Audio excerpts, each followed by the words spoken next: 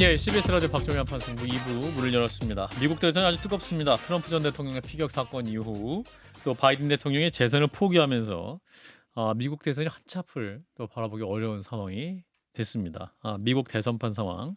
이런 가운데 우리의 전략은 무엇이 되어야 할지 전 국립외교원장이시죠. 조병재 경남대학교 국동문제연구소 초빙석자 교수와 함께 말씀 나누겠습니다. 교수님 어서 오십시오. 네, 안녕하세요. 두 분도 인사 나눠주십시오. 안녕하세요. 예. 어서 오십시오. 반갑습니다. 지난번에 전화로 연결했었는데 예, 스튜디오에 맞습니다. 드디어 모시게 됐습니다. 예, 자, 지금 감사합니다. 미국 대선 상황이 아주 급변하고 있는 상황인데 원래는 그 바이든 사퇴 전에는 별 기대 없는 매치다 이런 반응도 있었는데 교수님 어떻게 보고 계세요? 예, 그렇죠. 그 바이든이 이제 사퇴하기 전에는 전체적으로 보면 이제 민주당의 이 캠페인이 조금 이 맥이 좀 빠져가지고 예. 그냥 이대로 가면 그냥 민주당이 지는 것 아니겠느냐 뭐 그런 식으로 짐작이 됐는데 상황이 많이 변했어요. 그 얼마 전에 그 몇 년 전이죠. 2000 그 미국 넷플릭스에 나왔던 미국 드라마 다 보셨지 않습니까? 하우스 오브 카드. 카드라는 거. 예. 이제 그걸 보면서 야, 미국 정치 정말 흥미진진하다 그렇게 생각했거든요. 예. 그런데 요즘 진행되는 거 있는 걸 보면 이거 현실 정치가 오히려 더 흥미진진하다 싶은 하우스 오브 생각이 카드보다 들어요. 더 재밌다. 예, 그거 아. 재밌고 이 요즘 보면 이게 반전에 반전을 거듭하는 게 처음에는 거의 끝날 것 같다 이렇게 생각이 되던 이 대선이 이제는 앞날을 예측하기가 조금 어렵다. 결국 나중에 가가지고 뚜껑을 열어봐야 그때 가서 얘기할 수 있는 것 아니겠느냐 하는 식으로 좀 바뀌는 것 같거든요. 예. 정말 좀 지켜봐야 될 것 같습니다. 일단 첫 저희도. 번째 예. 그 바이든 대통령의 재선 포기 결정적 이유는 뭘까요? 일반 유권자들의 그 여론 앞에 그냥 바이든 대통령이 무릎을 꿇었는 것 같아요. 그동안에 이제 그 지난번 6월 27일이죠. 그때 1차 토론에서 이거 참 큰 이거 좀 실패를 하고 예. 그다음에 뭐 당내에서부터 물러가라, 뭐 이제 사퇴하라 하는 그런 압력들이 많았지 않습니까? 예. 그죠? 뭐 국회의원들 중에서도 30명이 넘는 국회의원들이 그렇게 가담을 했고 또 그 잘 아시는 그 유명한 배우 있지 않습니까? 조지 클루니. 예. 예, 그분도 나와가지고 좀 물러나라, 민주주의를 위해서 물러나라, 뭐 이런 얘기를 했었고 낸시 펠로시나 오바마 쪽에서는 뭐 직접적으로 대놓고 물러나라고는 얘기는 안 했지만은 그래도 간접적으로 이렇게 이제 흘리고 하는 게 있었는데 그럼에도 불구하고 바이든 대통령은 끝까지 가겠다고 그렇게 얘기를 했었죠. 그랬죠. 7월 20일 지난주 토요일까지만 해도 가겠다고 직접 성명을 발표했지 예. 않습니까? 그죠? 그런데 얘기를 들어보니까 그날 이제 성명을 발표한 오후에 그 선거 캠프의 가장 핵심인 두 사람이 핵심 참모가 델라웨어에 있는 바이든 그 사가의 사저를 찾아갔대요. 가가지고는 지금 우리가 갖고 있는 이 자료를 그 여론조사 결과 자료를 보면 경합주뿐만이 아니고 꼭 경합주 주변에 있는 예. 예를 들면 뭐 뉴멕시코 그다음에 버지니아 이런 곳에서도 지금 우리가 밀리기 시작하는 그런 징조들이 나온다. 이대로 가는 것 같으면 백악관뿐만이 아니고 이제 이번에 같이 이제 의회 선거도 많이 있지 않습니까? 그죠? 상원의 3분의 1, 하원 전체가 지금 새로 이제 선거를 해야 되는데 여기에서도 한꺼번에 지금 밀릴 수가 있다. 그래 되는 것 같으면 우리가 상하원, 백악관 한꺼번에 다 놓치는 예. 그야말로 레드 웨이브가 올 수 있다. 그런 얘기를 대놓고 그냥 뭐 막말로 가놓고 그렇게 얘기를 해버렸는 모양이에요. 아하. 그러니까 바이든 대통령은 그 전에 그 두 가지 얘기를 했어요. 하나는 내 조치의가 나한테 와서 건강상 도저히 안 되겠습니다. 이렇게 얘기하면 내가 물러날게.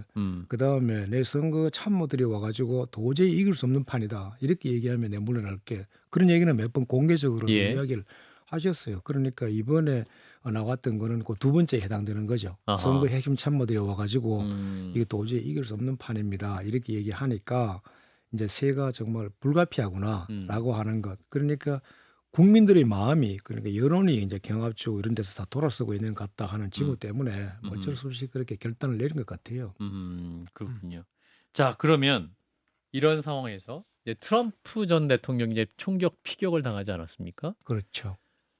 그 사진이 또 엄청난 사진이 등장을 했기 때문에 그 이제 귀에 피가 나는 상태 경호원들의 부축을 받아 주먹을 불끈 준 그 사진을 예. 보면서 예. 이미 선거 끝났다. 트럼프가 다음 대통령이 될 것 같다라고 예상한 분들 굉장히 많았는데 또 다시 또 기류가 변하고 있는 것 같은 거예요. 그렇죠. 저도 사실 그 사진을 사진 한 장으로 끝난 줄 알았는데. 사진을 보면서 예. 가끔 그런 얘기 하지 않습니까? 이 스틸 한 커트가 예. 역사를 바꾼다. 수많은 동영상보다도 더 임팩트가 크다. 이런 얘기들 네. 많이 하잖아요. 네. 그죠? 네. 그 사진 보면 그게 AP통신의 에반 부치라는 기자가 찍은 사진인데 예. 오죽하면 그게 기획이라는 얘기까지 나오겠습니까? 그죠? 절묘한 사진이었거든요. 그죠? 피를 철철 흘리면서 뒤에 성조기가 펄럭이고 그 있고. 와중에도 파이트 이렇게 외치고 뒤에는 성조기가 펄럭이고 예. 이게 트럼프가 이제 캠페인을 시작하고 나서부터 계속 이미지를 이렇게 이제 부각시키려고 했던 이미지가 강력한 지도자로서의 상이었거든요. 예. 국내적으로도 그렇고 국제적으로도 그렇고 바이든이 대통령 되고 난 뒤에 말이야 그 아프가니스탄 철수를 엉망으로 하는 바람에 세계가 전부 다 미국을 깔보고 있어. 그러니까 푸틴이 우크라이나 침공해 하마스가 이스라엘 공격해 이런 식으로 막 얘기를 했거든요. 그러니까 강력한 지도자의 메시지 이걸 부각시키려고 했는데 예. 이 사진 한 장이 완전히 그걸 그냥 만들어 준 거죠. 예. 그래서 야 이것 같으면 이제는 대세가 이렇게 기우는 거 아니냐. 실제로 그 저 공화당 내의 분위기는 예. 그게 있고 난 뒤에는 낙관론으로 기울기 시작했던 것 트럼프가 같아요. 된다. 예, 이제는 거의 게임이 이제 우리가 원하는 대로 가고 있다라고 하는 거였고, 그 이어가지고 그 주말 끝나고 월요일부터 공화당 전당대회가 시작됐지 않습니까? 예. 그게 되니까 그때의 분위기는 일종의 거의 막 축제 분위기였는 것 같고, 또 그 트럼프를 중심으로 해서 이제 단합하는 원래 전당대회가 후보를 중심으로 해서 단합하는 분위기였는데 이번 같은 경우에는 뭐 트럼프가 거의 자신의 차 목소리를 이제 확신하는 그런 모양이 나왔었죠. 트럼프가 처음에 이제 수락 연설 목요일 날 했죠. 목요일 날 했는 것 중에 첫 번째 한 20분 동안 트럼프가 뭐 계속 그 했는 얘기가 그날 얘기 총 맞은 사건 얘기였거든요. 그죠? 그러면서 했던 얘기가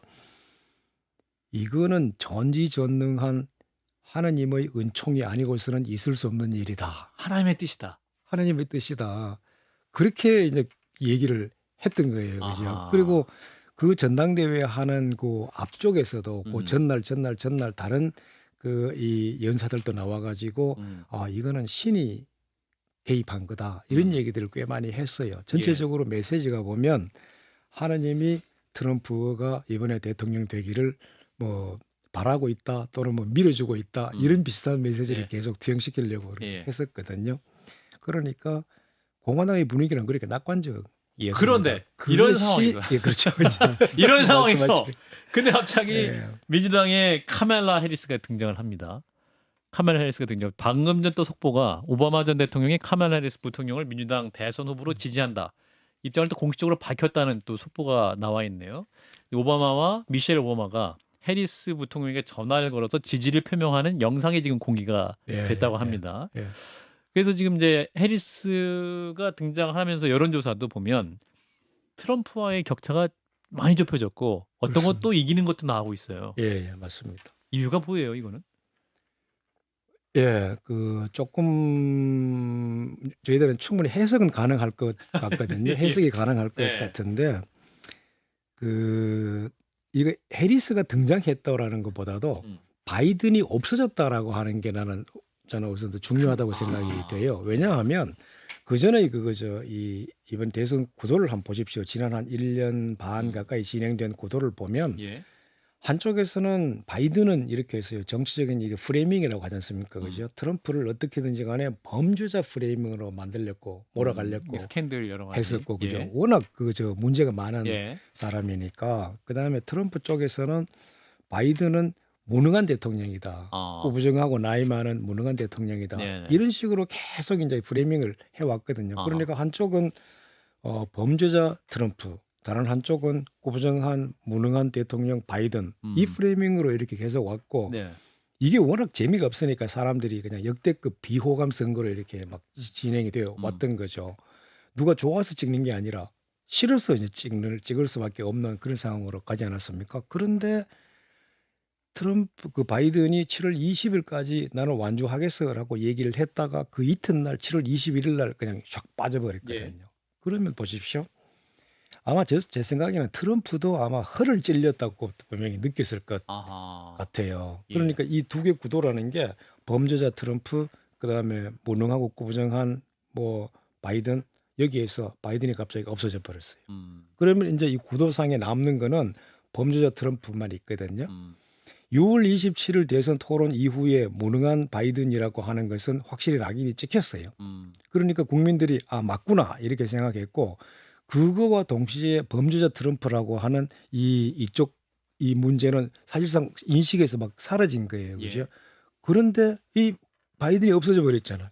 그럼 이제 트럼프 이것만 이제 이 무대 위에 지금 남게 되는 거죠. 아. 그리고 바이든이 없어지고 나면 바이든 81세, 트럼프 77세 있다가 바이든이 없어지니까 이제 트럼프는 최고령 후보가 되는 거고, 지금 그하고 해리스하고의 나이 차이, 해리스가 뭐 이제 되는 게 확실하지만 해리스가 아니라 그 누가 민주당에서 나오더라도 거론되는 몇몇 그 주자들 보면 뭐 미셸 오바마뿐만 아니라 그 전에 거론되었던 게빈 뉴섬 캘리포니아 주지사, 뭐 그레찬 휘트머 미시간 주지사, 뭐 이런 여러 가지 주지사들 보면 다 50대 뭐 이런 사람들이거든요. 그러면 트럼프하고 누구를 갖다 붙여놔도 이거는 20년의 나이 차이가 나는 프레임 완전 게 바뀌어버렸다. 되거든요. 프레이밍이 바이든이 빠짐으로 해가지고 아하. 이 대선의 프레임 구도가 완전히 바뀐 거예요. 저는 두 분도 궁금증을 예. 질문해 주세요. 아니 오신하네. 근데 저는 궁금한 게 그 예. 프레임은 그렇다 치고 예, 예. 그 해리스 후보가 사실 갑자기 하늘에서 떨어진 게 아니잖아요. 현직 부통령. 예, 부통령으로 그리고 바이든이 있을 때도 해리스가 등장할 것을 염두에 두고 여론조사를 했을 때는 너무나 많이 바이든에 뒤처져 있었는데 해리스가 정작 이제 확실한 후보가 될 것으로 예측되고 등장하니까 갑자기 이렇게 판세가 완전히 판도가 바뀌는 부분들은 해리스 후보가 갖고 있는 장점도 분명히 있을 것 같은데 예. 그것이 어떤 측면에서 트럼프와 대비되면서 장점을 또 미국의 여러 유권자들이 거기에 어떤 반응들을 하고 있는지 그게 좀 질문 궁금해요. 좋아요. 예. 네, 질문 좋아요. 예. 그 해리스에 대한 평가는 그동안에 뭐 그렇게 이제 이렇게 높은 점수를 사실 받지는 못했거든요. 예. 그런데 해리스가 미국 국내에서 받은 호감도와 비호감도의 추세를 쭉 보시면 2021년 9월, 그러니까 취임하고 얼마 안 됐어요. 취임한 그 해의 9월에 긍정보다 부정이 이렇게 많아지기 시작했어요. 예. 많아지기 시작하고 그 추세가 지금까지 한 번도 바뀐 적이 없어요. 뭐 때문에 부정 추세가 그 당시에 부정 추세가 많았던 거는 우선은 8월에 그리고 하나 미리 말씀드릴 게 요 역전되는 현상이 바이든 대통령도 똑같아요. 바이든 대통령도 그때 같은 시기에 이게 역전이 되고 그 부정적인 이 비호감도가 높은 이 상황을 한 번도 개선을 못했거든요. 예. 9월에 무슨 일이 있었느냐 하면 그게 8월에 기억나시죠? 아프가니스탄 철수. 그 카불에서 말이죠. 막 비행기가 떠나는데 사람들이 비행기에서 막 떨어 죽고 막 아하. 엉망이 그죠. 미군이 맞아요. 거기서 막 10몇 명이 그냥 이 스나이퍼들한테 총에 맞아 죽고, 그리고 트럼프는 계속 그것 때문에 세계 사람들이 미국을 얕보고 있는 거야. 이렇게 얘기할 수 있을 정도로 엉망이 됐고, 그때 또 코로나가 뭐 재발한다 이런 게 얘기가 나왔고, 백신을 깔아주는 것도 차질이 좀 생겼고, 예. 그다음에 멕시코 쪽에서는 트럼프 끝나고 이제 바이든 들어오고 난 뒤에 일부 이민 통제 조치를 일부 완화를 하니까 멕시코 쪽에서부터 불법 이민이 엄청나게 많이 밀려 들어오기 시작했어요. 예. 바이든 쪽에서 그거를 효과적으로 통제를 잘 못했었어요. 이렇게 하다 보니까, 그리고 경제도 인플레이션이 그때 이제 돈이 막 풀려나가는 상태에서 인플레이션이 막 6%, 7%, 막 심지어 9%까지 막 이렇게 올라가는 추세였었죠. 이러니까 뒤집혀 버렸어요. 그냥 사람들이 야 이거 바이든 도대체 뭐 하냐, 새 행정부가 들어와 가지고, 그러면서 여론이 완전히 이렇게 바뀌어 버렸고 그거를 한 번도 이제 바꾸지를 못했어요. 그런 상태에서 쭉 지나왔는데 이제 바이든이 빠지지 않습니까? 그죠? 그러면 그 해리스는 바이든의 부통령이었지만 특이하게도 바이든 거의 3년 반 동안 해리스의 존재감이 별로 높지가 않았어요. 특히 이제 뭐 대외적으로 보면 바이든 대통령이 워낙 외교의 고수다 보니까 이 뭐 해리스가 들어가가지고 어디 활동할 수 있는 기회가 공간. 거의 아하. 없었죠. 공간이 이제 안 주어졌죠. 예. 그러니까 존재감이 별로 없는 상태에 있다가 이제 이 구도가 이제 확 바뀝니다. 그리고 그 민주당 사람들은 뭔가 답답한 게 꽉 찰려가 있다가 이제 자기들의 주자가 막 바뀌는 것 같은 거예요. 그죠? 그러면 해리스는 보십시오. 여성에다가 흑인이죠. 음. 그러면 민주당의 전통적인 지지층이 누굽니까? 그 흑인, 이민이죠. 히스패닉, 아시안 계통, 그다음에 젊은 사람들, 그다음에 여성. 특히 해리스는 낙태 문제에 대해서 여성들 편을 되게 강하게 주장을 했는 예. 편이거든요. 그러니까 이런 사람들이 이제 하면서 지금 몰려드는 아하. 거예요. 그러니까 민주당의 이 지지 기반 안에 새로운 분위기가 지금 조성이 되고 있는 거예요. 변할 수 있다. 변할 수 있다. 야, 이건 뭐야? 갑자기 우리가 그렇게 말이야. 뭔가 좀 이렇게 그러니까 이제 한물 간 이런 지도자가 아니라 어쩌면 뭔가 새로운 일을 할 수 있는 사람이 등장한 거 아니냐. 그리고 원래 이제 트럼프에 대해서는 싫어했단 말이에요. 그죠? 무지 싫어하는 사람이었는데 이런 사람이 등장했으니까 어쩌면 우리에게 반전의 기회가 올 수도 있겠다라고 이제 생각을 하는 거죠. 그리고 아까 제가 프레이밍 얘기를 했는데 트럼프의 프레이밍이 그 바이든이 계속 만들려고 했던 게 범죄자 트럼프 아닙니까? 그렇죠. 그죠? 그런데 해리스 전직이 뭡니까? 검사죠. 캘리포니아에서 샌프란시스코 지역 검사 오래 했죠. 그다음에 캘리포니아 주 법무장관 했죠. 거기 있으면서 뭐 검사로서 이름 꽤 날렸어요. 검사 대 범죄자 프레임을 이게 이제 만들어서. 잘하면 앞으로 어떻게 하는지 이거 두고 봐야 되는데 완전히 새로운 이 대선 프레이밍이 갑자기 오시라니 왜 네, 웃으세요? 대한민국의 상황과 너무 비슷해서 아니, 생길 수가 있는 거예요. 이거 우스운 얘기 같은데 우습지 않습니다. 재밌습니다. 이게 생각이 쉽게 바뀌어요. 그리고 프레임이 바뀌네. 프레이밍 이거 지금 경쟁인데 그리고 보십시오. 해리스가 이제 대선 후보가 된다고 이렇게 발표가 타고 난 다음에 예. 이 인터넷상에 네. 특히 젊은이들을 중심으로 해리스에 관한 얘기들이 지금 급속하게 퍼져나가요. 네, 밈이 막 돌고 밈이 막 돌고 예, 보셨구나. 거기 보면 별 희한한 이런 거 얘기할 수 있는 시간이 있는지 모르겠는데 예, 아직 7분이 남았습니다, 이게. 나중에 할 얘기 많은 것 같은데 괜찮아요? 괜찮아요. 나중에 또 모셔도 되니까. 예. 예. 그 해리스가 어느 날 어디 가가지고 백악관에서 이제 교육 관련 얘기를 이렇게 하면서 예. 사람들 불러다 모아놓고 그렇게 얘기했대요. 야, 너네들이 애들 보고 하는 얘기겠죠, 그죠? 너네들이 어디서 갑자기 코코넛 나무에서 뚝 떨어진 애들이냐 이렇게 얘기하는 거예요. 예. 그게 뭐냐면 자기 할머니 얘기를 하면서 할머니가 우리 어머니가 나한테 계속 했던 얘기인데 사람들은 이렇게 어느 날 코코넛 나무에서 툭 떨어지는 게 아니야. 다 그 자란 배경이 있고 주변 환경이 있는 거야. 예. 그러니까 거기 있는 사람들도 생각하고 이것저것 다 생각할 줄 알도록 배워야 돼. 뭐 이런 얘기를 이제 강조를 했는 거예요. 그죠? 그러면서 했던 이 코코넛 추리라고 한 얘기가 이게 지금 사람들이 새롭게 발견을 하고는 코코넛 추리를 주제로 그냥 뭐 5만 가지 밈을 다 만들어내는 거예요. 지금. 특히 틱톡을 중심으로 해가지고 예. 한번 보십시오. 나중에 해리스 코코넛 추리 한번 쳐보시면 별 재미있는 밈이 다 나옵니다. 그러면서 민주당 내에 무관심했던 지지층들이 해리스를 통해서 뭔가 해볼 만한 게임이 됐구나 이렇게 하면서 막 분출되는 거군요. 그렇죠. 이제 우리가 그냥 무기력하게 넘어갈 필요가 없겠다. 어쩌면 이거 잘하면 무언가 이제 될지도 모르겠다고 생각하는 것 같고 실제로 저는 그렇게 봅니다. 이거 원래 당 전당대회라는 게 흥행을 그렇죠. 만들어주는 흥행이 거거든요. 중요하죠. 지난번에 공화당도 그 밀워키에서 할 때 꽤 흥행에 성공을 했었어요. 예. 트럼프 총도 맞은 다음이라 성공을 했죠. 그런데 지금 이제 민주당 전당대회가 8월 19일부터 22일까지 시카고에서 열리거든요. 예. 그리고 예정대로 된다면 9월 10일에 이제 2차 대선 토론이 벌어집니다. 예. 요 두 가지가 이제 해리스가 어떻게 반전의 기회를 잡느냐라고 하는 게 결정될 거라고 저는 이렇게 보고 있거든요. 만약에 이번에 전당대회를 민주당의 단합을 그리고 또 민주당의 새로운 분위기를 이걸 그냥 확 보여주고 해리스의 카리스마 같은 게 거기서 새롭게 분출되는 그런 모습을 보여준다면 이건 진짜 이제 막상막하의 게임으로까지 몰고 갈 수도 있지 않을까 하는 생각이 들고 아직까지는 여론조사에서 뭐 일부 예를 들면 그 로이터 여론조사 그다음에 모닝 컨설트 이런 여론조사에서 1% 또는 2% 지금 해리스가 앞서는 게 나오긴 나오는데 아직까지는 전반적으로 보면 아직 조금 갭을 줄였다.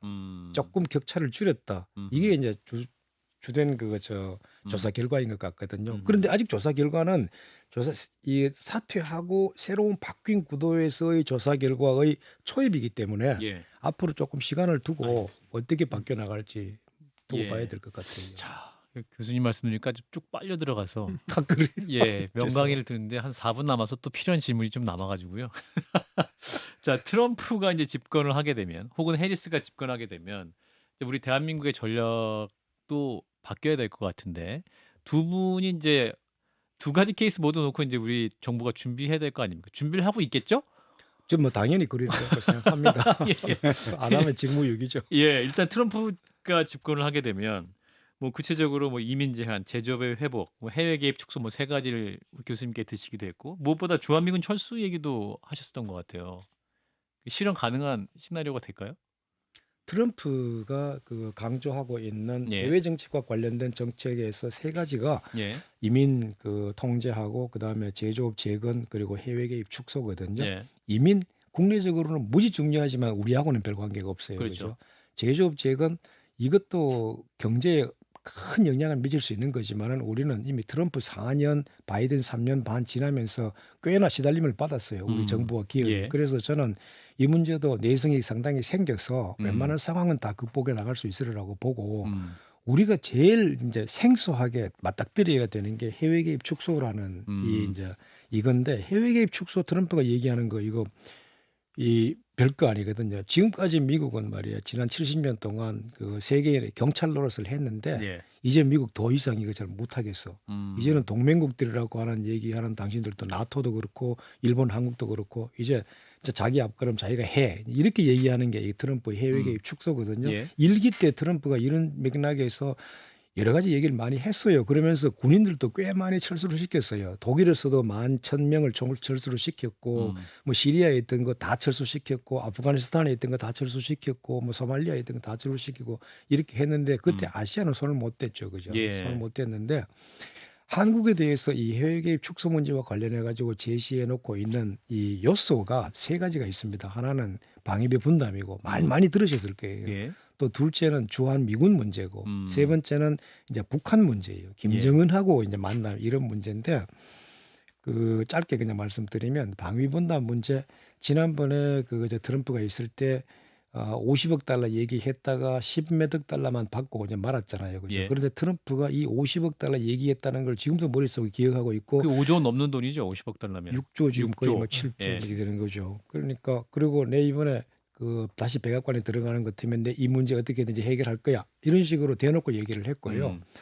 주한미군 철수 문제 지난번 행정부 때 정부 차원에서의 의제로 놓고는 얘기는 안 했었어요. 그러나 트럼프는 내부 토론 과정에서 이 문제를 여러 번 거론을 했었어요. 그냥 방위비 분담 뭐 방위비 좀 더 받고자 하는 그런 게 아니라 28,500명의 군인을 한국이 잘 사는데 한국의 역량이 좀 분명히 있는데 우리가 왜 그거 가지고 있어야 되느냐 이런 얘기를 이제 여러 번 했거든요. 그렇기 때문에 이번에는 이 문제를 저는 거론할 걸로 보고 이제 그리고 주한미군이 논리적으로 보면 왜 필요합니까? 남북 관계 때문에 그러잖아요. 북한의 침공 가능성으로부터 재침 가능성으로부터 이쪽의 평화를 보호하자. 그게 주한미군이 존재하는 건데 트럼프가 만약에 이제 들어가지고 김정은하고 이렇게 만나고 평화협정 체결하고 이렇게 하면서 그 얘기 많이 있었으니까 예. 이미 익숙한 주제입니다. 그렇게 하면서 야 내가 한반도에 평화를 가지고 왔어. 이제는 나는 이제 우리 임무를 완수했어. 예. 난 이제 우리 애들을 데리고 들어갈 거야. 이런 식으로 하면 거기에 대해서 이걸 어떻게 반발할 것이냐라고 하는 논리를 개발하는 게 한국 정부로서는 결국 쉽지가 않을 거다라고 하는 겁니다. 그렇군요. 예. 우리 교수님 말씀 드리니까 이게 금방 시간이 다 지나가서 다음에 또 모셔야 될 것 같습니다. 예, 아닙니다. 이게 미국 대선이 너무 제가 그냥 후반기에 계속될 거기 때문에 예. 다음에 또 해리스에 또 집중해서 국민의힘 예. 전당대회만큼 재밌네요. 막판에 또 국민의힘 홍보까지 해주셨습니다. 예. 예, 함께해 주신 분 조병재 경남대 국동문제연구소 초빙 석좌 교수였습니다. 고맙습니다. 예, 수고했습니다.